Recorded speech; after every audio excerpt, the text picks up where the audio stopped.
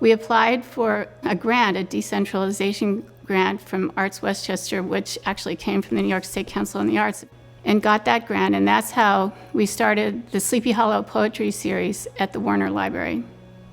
And that was the beginning of the Writers Center, really. I'm not a poet or a fiction writer, but I've got to know an awful lot of them during the course of being married to Margot. We shared space all over the community. We had workshops at churches and all different kinds of locations. There wasn't enough space in various places for the writer, the program, let's call it, to grow the way Margot wanted it to grow. After a while, after a number of years, the attic got to be a little difficult as a working space. In 1988, it was decided to create a separate entity, and that was when the Hudson Valley Writers Center was incorporated.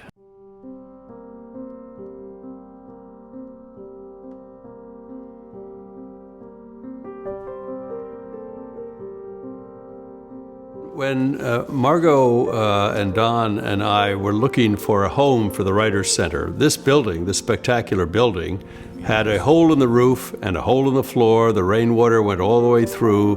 Basically a ruin.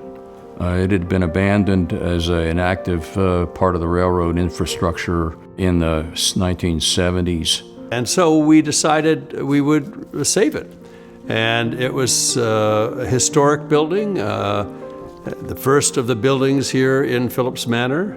The New York State DOT told us, well, the village of Sleepy Hollow has preferential rights over the Metro North. See if they'll exercise the right and then cede the right to the Writers Center. And that the village did that. And so we ended up with the building. Then we had to restore the building.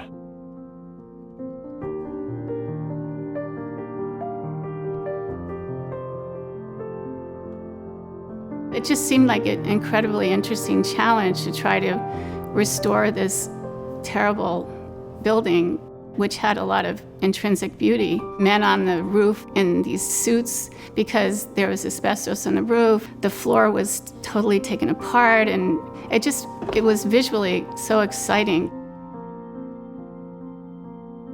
At the end of the day, government money wasn't enough, and we attracted private funds. It was an extraordinarily expensive undertaking. But at the end of the day, it was all worth it. We got this building beautifully restored. This building is a perfect space for a writer's center. And people who come in here just love it. They just think it's a wonderful, wonderful building.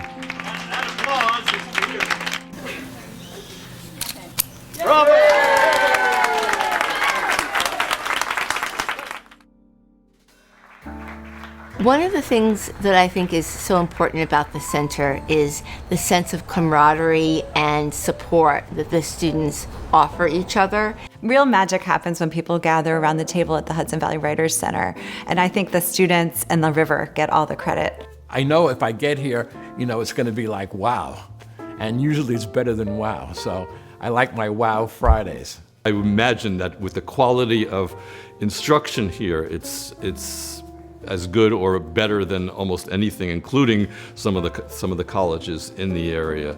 We publish chapbooks, which are small collections of poetry. We have an eclectic approach to what we publish, but our mission from the beginning has been to publish poets who haven't published a book or a chapbook because it's so difficult, particularly, I believe, for poets to get published in this society. Because, writing is one thing, but publishing is something else, and it's a really nice supportive group. We talk about what we've submitted, what we've done, what we like to do, and then people bring in different places where they could submit to. One of the things that I like about hosting the open mic is when new people come in and they walk in and you can see what's going through their mind because they just look around, and you can see the awe in their eyes as they look around this place. I could have a new piece of writing that I've been working on, so it's still very raw, but I feel that the open mics are such a safe space that I can still share that piece and not feel judged. and I had an opportunity to stand up before this room filled with people and read my poems, and looking at their faces, you could see their reactions. You could see the emotional reactions they had to the words that were coming out of my mouth. And it was extraordinary. It's like the world's most potent narcotic.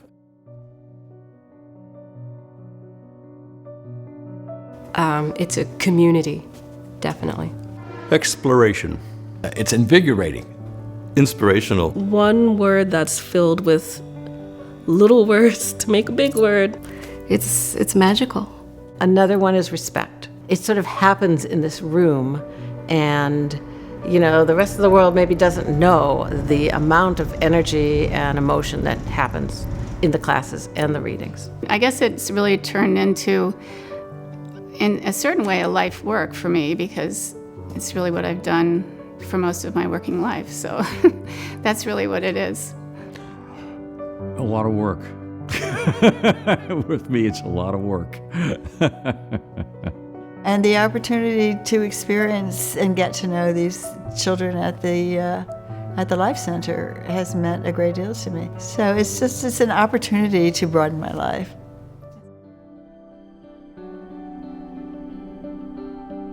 I was asked if I would be interested in teaching fourth graders at a community center in Sleepy Hollow for children of immigrant families, and that really appealed to me. So I started doing that about 2 years ago, and am still doing that as part of the outreach program, the center's outreach program. There's a lot of things that we can write about, because we make our imaginations bigger than it was years ago, because we think about more things and our brain gets bigger. And we get to sometimes make jokes in our stories, and we can make comedy, graphic novels. Other people get to know what has happened throughout my life.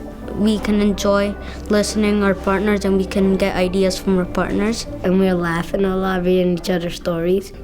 Writing program is to make you happy, to express yourself, and to enjoy it.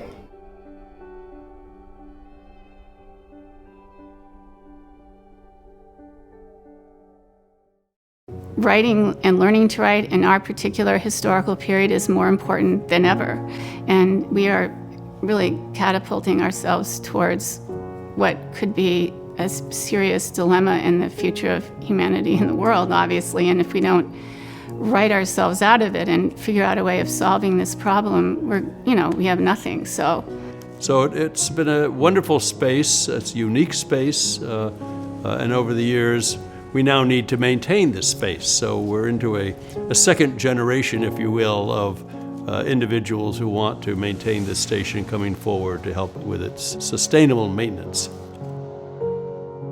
We're not a standard hospital or a standard school, so raising the money, as you know, is difficult for keeping this place going. The Foundation for the Future is really meant to ensure that we literally have a future in this building. If we can do the repairs required to finalize the deal with Metro North, then we can actually own this building at last, and then be free without paying rent to do so much more, even beyond these walls.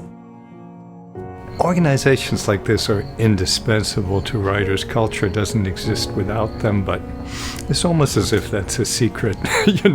We think that writers write and their books find their way to market, but there really is no marketing of poetry in the U.S. outside of terrific nonprofits, usually staffed by people who could be full-time writers or artists, but are working in administration, because if they don't do that, there will be no culture in our country. There will be dark skies for 1,000 years.